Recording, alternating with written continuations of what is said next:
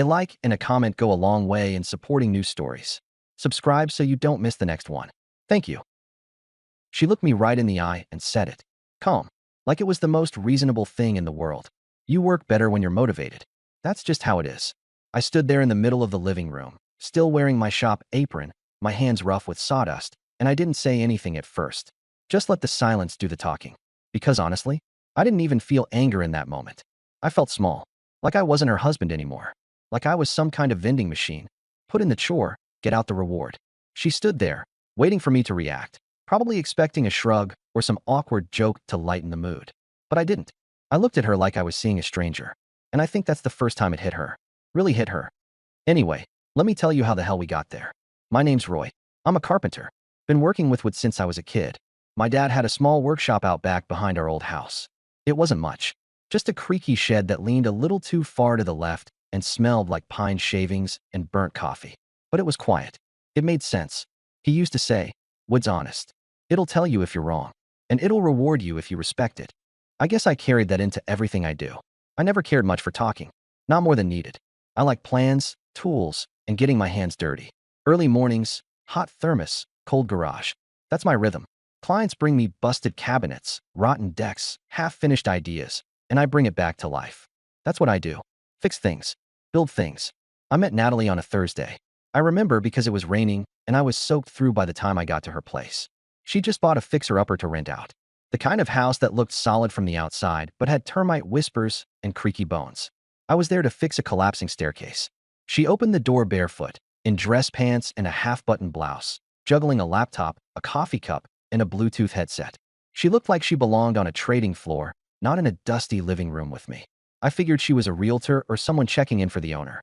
But no, she was the owner. She barely looked at me when I came in, pointed toward the staircase, mumbled something about, "Watch your step," and disappeared back into a room filled with Zoom voices. 15 minutes later, I was mid-demo when she peeked out and said, "That's beautiful work." I looked up, probably confused. Nobody says that about demo work. She nodded toward how I'd braced the frame. "It's neat. Clean. Just plumb and level," I said. Still, most guys leave a mess. That was the first time she really looked at me. We didn't exchange numbers that day. She paid me cash in an envelope with a post-it that said, "Thanks, Roy." Seriously. A week later, she texted me. Not for work. Just coffee. She was fast. Fast talking, fast walking, fast thinking. Natalie didn't linger on anything. She scheduled our first 3 dates through Google Calendar and rescheduled 2 of them. But she showed up. Always clean, sharp, confident. I was the opposite. I liked slow mornings, cheap diners, backyard chairs. Somehow it worked. She said I made her feel centered. I told her she made me feel like my phone should always be charged. We fit. In a weird way. And when we didn't, we laughed about it. 6 months in, we moved in together. Her place. Closer to the city. Nicer kitchen. Less yard. The house had good bones, but like most things she owned, it needed some softness. I refinished the cabinets, built her a custom pantry. She bought plants she'd forget to water, and I'd quietly keep them alive. She'd send me Pinterest boards for shelving ideas. I'd sketch them out and build what she actually needed, not what the photo showed. At night, we'd sit on the porch. She'd drink wine, I'd sip beer, and we'd argue about flooring finishes or cabinet hardware like it was life and death. "I want matte black," she said once. "It shows fingerprints," I replied. She grinned. "That's what cleaning spray is for." I rolled my eyes and went with brushed nickel. We made it work. The first year was smooth. She'd be up at 6. Already in work mode, 2 coffees brewing. One for her, one for me. I'd stumble in, take my cup, kiss the top of her head, and grunt something close to morning. She worked from the dining table with 3 screens. I worked from the garage with sawdust and country radio. We'd meet for lunch, quick bites and jokes, then back to it. In the evenings, we cooked together or ordered in, depending on who was more tired. Weekends were a mix of errands, brunches with her friends, or drive-outs to the cabin I'd been slowly building on a plot outside town. The cabin wasn't finished. Not even close. Just a frame, really. But it was mine. My someday. She said she liked it out there. Said it was peaceful. Sometimes she'd bring a book and sit on the tailgate while I hammered planks and cursed splinters. She called it our project. That meant something. Our rhythms weren't always synced, but we never tripped over each other. She respected my quiet. I respected her hustle. Her world was full of emails, deadlines, calls. Mine was full of grain, measurements, nails. We were opposites, sure, but not enemies. I liked watching her work. She'd pace around with that same coffee mug every morning, mumbling numbers to herself, adjusting her schedule mid-sentence. And I liked coming in after a long day, smelling like lacquer and pine, finding her curled on the couch in socks and a messy bun. She'd pull her legs up and say, "Sit. You look like you got into a fight with a tree." "I did," I'd mutter. And the tree won. We had dumb little routines. Sunday night tacos, her playlist in the car, my boots by the door. Nothing glamorous. Just lived in. And maybe that's what made what came after hurt more. It didn't start with yelling. It never does. We didn't wake up one day hating each other. There wasn't a single event. No betrayal. No accident. Just small shifts. I remember one day I came home from a long job. Porch rebuild. Lots of concrete dust. My back was killing me. She was in bed, watching some crime show on her tablet. I kissed her hair and asked, "You up for some time together?" She paused the video, looked at me and said, "Did you fix the dishwasher leak?" I blinked. "No, I forgot. I'll get to it tomorrow." She shrugged. "Then not really in the mood, babe." And hit play. I stood there for a second. Thought she was kidding. But she wasn't. She turned away. Earbuds in. That was that. I fixed the leak the next morning. 2 days later, she was all over me. Coincidence? At first, I thought so. But it happened again. And again. And I'll be honest. I played along. For a while. Thought maybe it was a phase, a quirky new rhythm. I've been around enough relationships to know people have weird ways of expressing things. But this felt different. Felt like performance-based affection. And it didn't sit right. That's how it started. Quiet. So quiet, I almost missed it. First sign of things shifting came quiet. One night, I came in late from a porch job. Back aching, hands raw from the damn concrete dust. She was watching some show on her tablet in bed. I leaned over, kissed her head, and asked, "You up for some time together?" She looked at me, paused the video, and said, "Did you fix the dishwasher leak?" I blinked. "No, I forgot. I'll get to it in the morning." She shrugged. "Then not really in the mood, babe." And just hit play again. I laughed. Thought she was messing with me. But then she turned away, earbuds in. Next day, I fixed the leak. 2 days later, she initiated intimacy. Coincidence? Maybe. But it happened again the next week. "Roy, if you take the car in for service, I'll make it worth your while tonight," she said one Saturday morning, tossing me the keys and smiling like she was joking. But she wasn't. I saw it in her eyes. That weird transactional tone. At first, I played along. I thought it was some weird kink or phase. A playful thing. Hell, I've done stranger for the sake of keeping peace. We're men. We eat what's on the plate, right? But after a while, it became a pattern. She started leaving sticky notes. Fixed shelf cuddles. Yard trimmed, date night. New curtains? You know what that means. The notes looked cute. But they didn't feel cute. They felt like scorecards. Like I was earning points toward basic affection. I tried brushing it off. Told myself maybe she's just organizing things her way. But deep down, something wasn't sitting right. It's one thing to show appreciation. It's another thing to dangle affection like a dog treat. I remember telling my buddy Luke about it while working on his deck. He laughed at first. "Man, you're getting incentivized. Sounds like a win." I didn't laugh back. He caught the tone and asked, "You good?" I nodded, but I wasn't. Natalie wasn't cruel. She didn't yell. She didn't cheat or disappear or hit below the belt. But there was this slow erosion happening. Like salt on metal. Quiet. Constant. And then there was the comment from her mom. One evening, she came over for dinner. I was setting the table. Natalie was upstairs still finishing work calls. Her mom sat at the kitchen island, sipping wine, watching me move around the kitchen. "You do a lot around here," she said. I chuckled. "Part of the gig." She tilted her head. "No, I mean more than most. Doesn't it wear on you?" I shrugged. "I don't mind helping out." She stared at me for a beat. "Helping out? Roy, you're running this house." That stuck. Not because I needed a pat on the back, but because it felt like the first time someone noticed I wasn't just doing chores. I was carrying the damn thing. Still, I didn't confront Natalie. I'm not that kind of guy. I stew. I wait.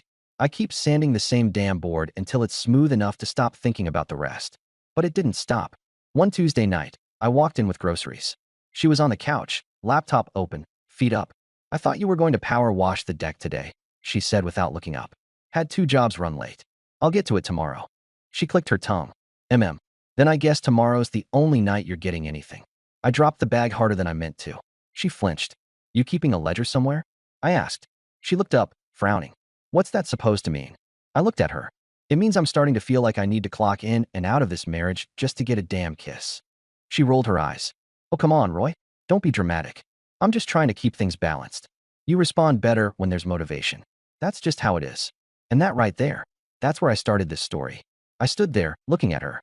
Not yelling. Not crying. Just realizing something had broken. Want to know the worst part? She didn't even see it happen.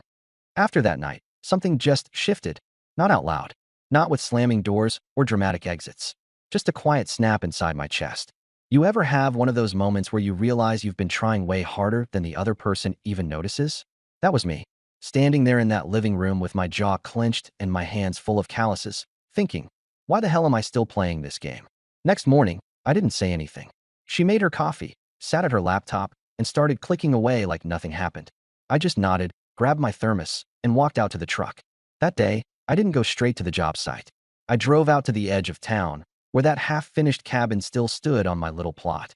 The place I started building years ago, before Natalie. I used to call it my someday house. Hadn't been out there in months. The grass was tall, the beams still strong, just missing walls and plumbing and life. I sat on the tailgate, stared at it for maybe an hour. Thought about all the plans I'd drawn up. Thought about what it might feel like to have a space that was mine again. Back home, I started pulling away in small ways. I didn't stop helping. I still did the repairs. Still fixed the bathroom light. Still picked up groceries when they ran low. But I didn't do it for her anymore. I did it for the house, for myself. And I didn't wait for rewards. She noticed. First it was comments. You're quiet lately. Then it was sarcasm. Oh, you fixed the sink. No sticker chart today. Then it was silence. But the real tension came the night she handed me a literal list. A paper list. She put it on the kitchen counter like it was a grocery run. 10 items.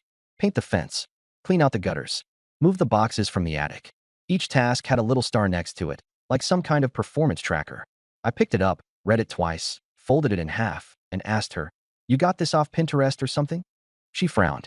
No, it's just stuff we need to take care of. I figured it's easier if we both know the plan. Right? I said, tapping the folded paper against my palm. And what happens when I check all the boxes? You gonna cook dinner in lingerie or hand out tokens for hugs? Roy, she started, already defensive. Natalie, I cut in. You think I need a gold star to be a husband? She crossed her arms. No, but maybe if you'd done these things without being reminded. Reminded? You want a reminder? I tossed the list back on the counter. Remind me again what the hell I married. 'Cause I don't remember signing up for merit-based affection. Her voice rose. That's not fair. I laughed once, short and bitter. Yeah? Neither is earning a kiss like I'm punching a damn time card. We didn't talk the rest of the night. She went upstairs. I stayed downstairs, drank a beer in the garage, sat on the workbench, and stared at a broken chair I wasn't fixing for anyone anymore. That chair saw more honest hours from me than she had lately. The weird part? We didn't fight after that. Not really. Just nothing. Dead air. We'd pass each other in the hallway and say nothing. Share a meal in silence.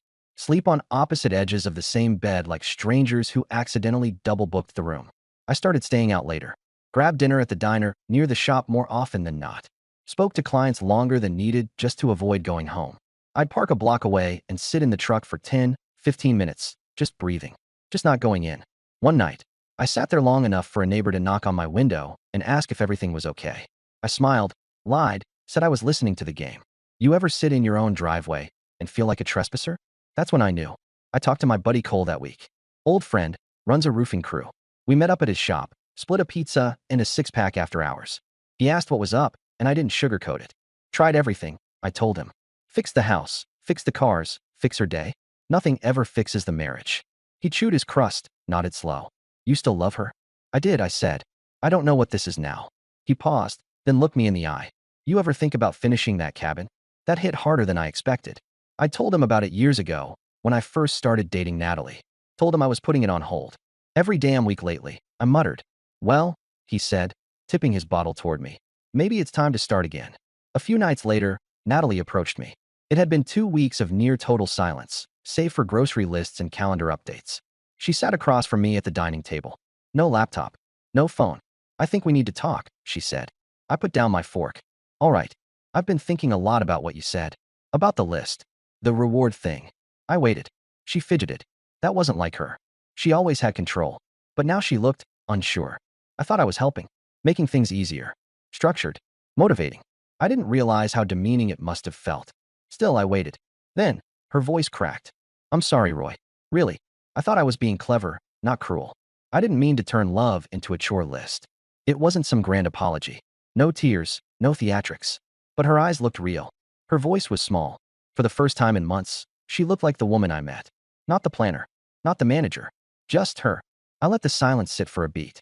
Then I said, I don't know if I can forget it all, but I'm willing to try. If you are. She nodded, and for once, didn't try to schedule it. That was the start of the reset. We didn't jump into it all at once. No big speeches. No, back to normal overnight. We went slow, talked more, laughed here and there, made dinner together once a week without a list. I started leaving the workshop early on purpose. She stopped motivating. We went out to eat on Friday. A real date. I wore a button-down. She wore earrings I hadn't seen in months. We even held hands walking to the truck. I won't lie. Part of me kept waiting for the other shoe to drop.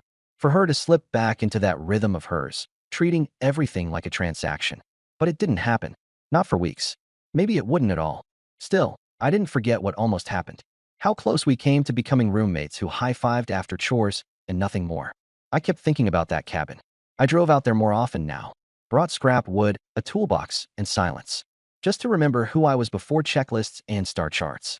Not because I was planning to leave, but because I wanted to know I still could. Somewhere around week 4, I noticed she'd stopped leaving notes. There weren't any to-do stickers on the fridge, no passive-aggressive whiteboard reminders. The little systems she used to swear by, all gone. And the strangest part? I didn't feel triumphant. I just felt tired. Like I'd been walking uphill in work boots for months and finally sat down. But she was trying. I saw it. She started bringing home dinner without asking what I'd done that day. We'd watch a movie without her checking off some internal checklist first. She even left a bouquet of sunflowers on my workbench with a note that just said, "Thank you." No chore attached. No reward implied. I didn't know what to do with it. It's weird when someone stops treating you like a project. You think you'll feel free. But mostly, you feel like you don't know where to stand anymore. We were better. But we weren't fixed. Not yet. One night, she came into the garage while I was sanding down an old maple table for a client. She leaned against the doorframe, arms crossed, wearing that ratty college hoodie she used to sleep in when things were good. "You ever think about finishing the cabin?" she asked. I paused mid-sand. Looked up. "Why?" "I don't know. You always seemed different after you came back from there." "Lighter." I nodded. "It's quiet. Nobody handing out scorecards." She winced. "I deserve that." I didn't say anything. I went back to sanding. She stepped inside, sat on the stool near the shelves, watching the shavings curl off the edge. "I've been thinking about everything," she said. "About how I made us feel like a spreadsheet. About how I confused structure with love. About how long you were probably biting your tongue before you finally said something." She paused. "And I'm sorry. I kept working. Not to ignore her. Just because I needed the rhythm. The noise. Something steady to balance out the mess inside. You're not the only one who felt small in this house," she added, softer. "But at least you knew who you were." I think I forgot. I set the sander down. Looked at her. "You still don't get it," I said. She tilted her head, waiting. It wasn't just the lists. Or the rewards. It was the fact that I stopped being your partner and became your employee. Like the only way I was worth something was if I produced. Like affection was currency. Her eyes glistened, but she didn't cry. She just nodded. "I get it now. Too late, maybe, but I do." We sat in silence for a while. The kind where you don't rush to fill it. Eventually, she stood up, walked over, and placed a hand on my shoulder. "I don't expect you to forget," she said. "But I want you to know I see it now. I see you." And for once, it didn't sound like a slogan. The following weekend, we went out for breakfast. Just us. No errands planned after. No double-booked appointments. She left her phone in her purse the whole time. That might not sound like much, but it was. We talked about normal stuff. Work, neighbors, that weird bird that kept pecking our mailbox. We even laughed. That night, I suggested we take a drive out to the cabin. She hesitated, then smiled. "Yeah, I'd like that." We got there close to sunset. The light hit the frame in a way that made it look almost finished. Even with the weeds and the missing siding, it still stood proud. Still felt like mine. She walked around the edge, touched the beam I'd carved our initials into back when I thought that kind of thing mattered. Then she turned to me and said, "You ever think this could be ours again?" I shrugged. "Maybe." "Would you want that?" she asked. "I don't know," I said honestly. "Depends on who we are when we live in it." She nodded slowly. "I want to be someone you don't have to earn love from." And that was the first time in months I believed her. In the weeks that followed, things slowly changed.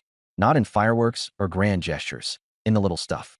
She'd come out to the garage just to bring me coffee, sit quietly while I worked. Sometimes she'd ask questions about the tools, about the wood. Not because she needed something, but just to be near. We started walking together in the evenings. No goal, just steps. One Thursday night, we sat on the porch watching the rain, and she said, "You know, I used to think that giving affection based on achievements was my way of keeping things balanced. But it was really just control." I didn't answer. I didn't need to. She leaned her head on my shoulder and whispered, "I'm done with control." And for the first time in a long time, I didn't brace for the next condition. Now here's the thing they don't tell you about trying again. It doesn't feel like starting over. It feels like learning how to live in the same house with a stranger who used to be your everything. There were awkward silences, moments where I'd reach for her and stop myself, moments where she'd flinch, unsure if her gesture would be accepted. But we kept trying, not for a prize, just because we wanted to. I built a new table for the kitchen. She picked out the chairs. We argued over colors, laughed over how dumb we sounded. We weren't healed, but we were human again. And then came the night I told her my terms. We were in bed, lights off, the kind of quiet that's not heavy, just waiting. I said, "If we do this, really do this, I need one thing." She turned toward me. "No more scorekeeping," I said. "Not ever. No tallying who did what. No assigning value to kindness." She nodded. Agreed. "And I need room. For me. For the cabin. For my own time. Take it," she said. "I want that version of you too." That was all. No ceremony. No contracts. Just two tired people, holding hands in the dark, deciding not to give up. And maybe that's all it really takes. Not flowers or promises or big speeches. Just a quiet, steady choice. One morning at a time. It's been about 8 months since all that. Funny thing is, if you came over now, saw us in the kitchen, laughing over burnt toast or arguing about which trash day is recycling, you'd never know any of it happened. To anyone else, we probably look normal. A couple who figured it out, who works well together. But I remember every damn bit of it. And honestly, I'm glad I do. Because forgetting it would mean forgetting why I stopped bending. I still go out to the cabin. Every couple weekends. Not to escape. Just to work. Sand. Nail. Breathe. Sometimes she joins me. Brings lunch. Helps paint. We don't talk much there, and that's the point. It's quiet. It's simple. No checklists. We sleep better now. Not just in bed, but in each other's presence. That tension, that invisible pressure, it's gone. We don't owe each other moments. We just share them. Still, I keep a mental line in the sand. Not out of fear. Out of respect for myself. Because I know now how easy it is to slip into roles. To become the helper, the provider, the fixer, and forget you're a person, not a function. She knows that too. Sometimes I catch her pausing before she says something, like she's filtering it through the old habits. And when that happens, she catches my eye and just exhales. Doesn't say it. Doesn't need to. We both unlearn some things. A few weeks ago, something happened I didn't expect. We ran into her friend Angela at the grocery store. The one who used to joke, half loud, about me being such a handyman, and isn't Natalie lucky to have her own live-in contractor? I always smiled and let it go. But that day, something was different. Angela smiled wide, hugged Natalie, and said, "You two are still together? Wow." Thought for sure he'd have built himself a new home by now. Natalie didn't laugh. She looked her right in the eye and said, "I'm lucky he stayed. And I worked to deserve that now." Angela blinked, probably expecting a witty comeback. She didn't get one. I didn't say a word. Just watched them. For the first time in a long time, I felt proud of her. Not for sticking up for me, but for finally seeing it. We walked out with groceries, and nothing more was said. But I thought about it the whole way home. I won't pretend everything's perfect. We still disagree. Still snap at each other sometimes. Still forget to buy milk or overcook the chicken. But it's different now. The ground we stand on isn't transactional. There's no scoreboard, no prize shelf. Just two people choosing each other, every day, with all the mess and boredom and beauty that comes with it. You know what changed? I did.